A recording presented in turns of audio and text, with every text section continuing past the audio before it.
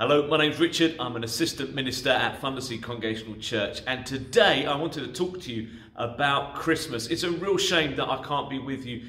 Normally this has been a very strange year, and Christmas this year will be really different, but I'm sure you are just as excited counting down the days till Christmas, running down the stairs each morning, opening up your advent calendar, eating the chocolate and just ticking off the days till the big event. And I'm not sure what you guys have got planned as a family, but I'm sure you're going to do all kinds of different exciting things. I'm sure you've already kind of worked out what gifts you are after. Maybe you've written your letter to Santa, or you've got an idea perhaps what the things that you've asked for. This morning, earlier on today, I did some research. I looked into what Amazon was saying was going to be the best-selling Christmas presents this year. They released an article back in October where they gave their 10 top Christmas presents, and they include these. Number one, a Lego Lamborghini kit, a chance to make a scale model of a Lamborghini. That costs £350, but apparently it's going to be one of the best-selling presents out there. The second one, this is another Lego gift, the chance to make a Super Mario course for Luigi and Mario to run around collecting all kinds of things. That costs £50. The next one is an animated baby Yoda. That costs £45. This one of the cheaper ones, and I've seen this advertised a few times on the telly, bit of a strange one, Little Live Got to Go Flamingo. It's a flamingo, a pink one, that wiggles its bottom and then poops out slime into a plastic toilet. An interesting one, that one. That's at £33. Number 5 is a designer friend CC doll. That's £35. Number 6 is a Hatchimal pixie crystal flowers. They're little fairies that fly up. They're £35. An LOL surprise fashion doll at number 7 at £32. Number 8, a Poopsie dancing unicorn at £50. I think the name pretty much says what it does. I think it dances and poops as well. Number 9, this one's a very catchy name of a toy, a Paw Patrol Dino Rescue motorized Dino Patroller team vehicle. That just rolls off the tongue, doesn't it? That's at £65. And number 10, this sounds quite cool because it's got the word laser in it, Laser Battle Hunters vehicle. You get 2 of those and you can battle against a friend, and they're £60. There's some quite expensive things on there. I'm not sure if some of those have made your list or you've thought about some other things that you wanted, but the cheapest one on there was £33. And the chances are that we'll probably get 1 or 2, maybe even more gifts each. And so the price of Christmas really does soon rack up.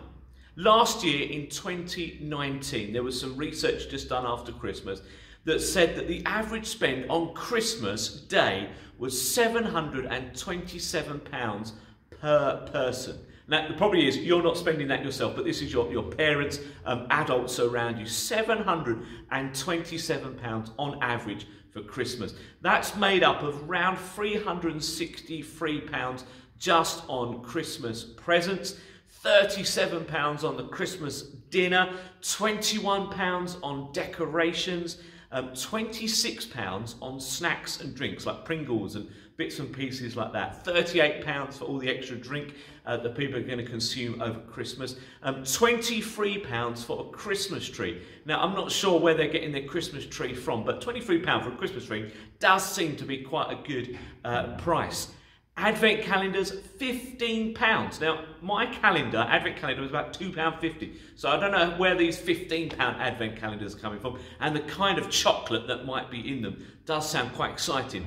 £17 on giving Christmas cards, £16 on wrapping paper, £15 on Christmas crackers, and then £13 a year on extra cutlery for the dinner table. I'm not sure if that's every year. Surely you could just buy it one year and use it again the next, but not quite sure what's going on there.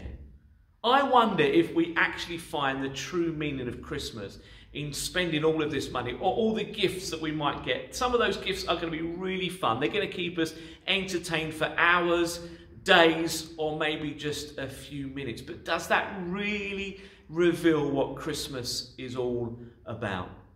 For me as a Christian, and as I've shared many times as I've come into school, that actually I think Christmas is wrapped up in the personhood of Jesus. And there's something very small, something very symbolic that can remind us of the significance of Jesus on our Christmas day.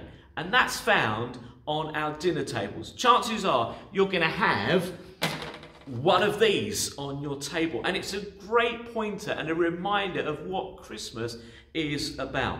The Christmas cracker. Now, it's actually really hard to pull a cracker on yourself, but it helps tell a little story about what Christmas is. Let me just pull that apart. There we go. My son calls this the bang juice. He doesn't like the bang, but he likes what's inside. There's a few things inside the average Christmas cracker. Firstly, let's see if this one has got one. Yeah, it's a little joke. Here we go. So the joke is, what animals need oiling?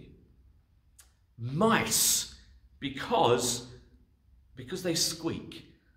Not that great, but there's a few things in here. Firstly, you'll find that there is often a Christmas cracker hat, and of course have to wear these for the rest of Christmas Day.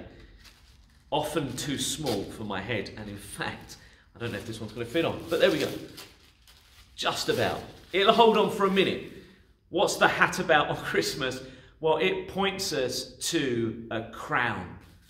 This one didn't last a few moments, did it? But it points us to a crown. The idea that we believe as Christians that Jesus wasn't just an ordinary baby. He was born to be a king. Not just like a king of a country for a short period of time, but a king that would rule and reign forever. It points us to how special Jesus is. The other thing that's inside a Christmas cracker, and there's a whole variety of different versions of these, but there's often a little toy or a little gift.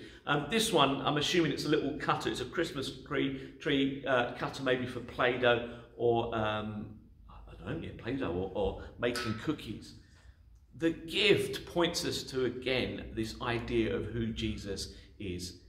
Jesus, on his birth, was presented with 3 gifts. Gifts that remind us and point us to who Jesus is. You might know what those gifts were, or an idea. There was gold, frankincense, and myrrh. And they point us to the idea again of how special Jesus is. The gold tells us again and reminds us, just like the crown, that it was a gift that you would give to a king. Jesus was going to grow up to be a very special person, a king. He was precious. He was highly valued. This was a sign of what he would become. Jesus as a king, God's own son. The frankincense, well, what is that? Well, it's a really strong smelling perfume. It was used by priests as an illustration, as a way that they could communicate with God. They would kind of light this thing, they would burn it, it would produce a fragrance that they say would be pleasing to God, and it was enabled them to communicate with God. It's a pointer to who Jesus is, this idea that through Jesus we can have a relationship with God. Jesus points us to God. And then myrrh. Myrrh, this other smelling smell. It would be used as a treatment. It would be used to point people who were in pain and suffering to potentially healing. But it was also used on bodies that had passed away to hide the smell of that. This pointer that Jesus would grow up to be a king, but also he would lay down his life for humanity. This idea that Jesus would lay down his life for the people that he loved. This great gift for us. And that's why this little reminder on our dinner table, this Christmas cracker, points us to who Jesus is, the greatest gift of all.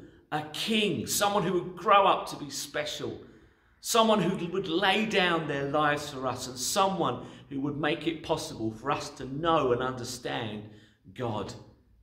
So in all of the excitement of Christmas, in all of the lights and the decorations and the tinsels and the gifts, maybe as you're unwrapping your Christmas cracker at your dinner table, it might just point you as a little reminder to how special and how amazing Christmas is because of Jesus. I'm just going to finish in a prayer like I would do all of my assemblies, and you're the more than welcome to join me in that. Father, I want to thank you for Christmas, the excitement that there is to Christmas. All of the time that we get to spend with our friends and our family and get to give and receive loads of great gifts. But help us also to remember the gift that you gave, that little baby that would grow to be a king, that would be someone who gives up their life for us so that we could know and understand you afresh.